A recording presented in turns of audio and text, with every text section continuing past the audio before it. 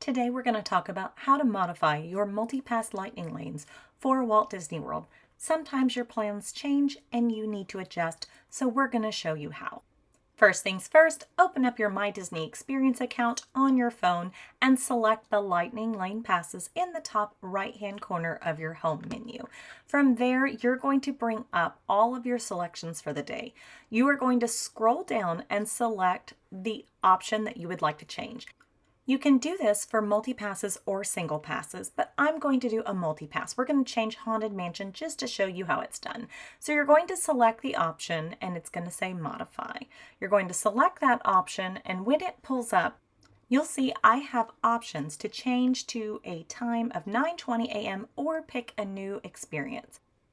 You can also check for new times by pulling down on the menu, and it will refresh this screen to give you the most currently available multi-pass windows.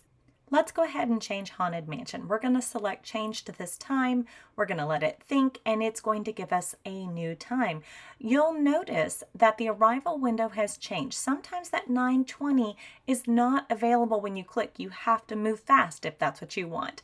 So we originally have 10:55 booked. These are the times that are available. So you can kind of refresh a little bit here. You have a choice. You can pick your hour window, if you want to go to 11 to 12 to 1, if you want to go later in the afternoon because you want to eat, or whatever reason you need to modify. You pick the hour that you would like to choose and then select your new time.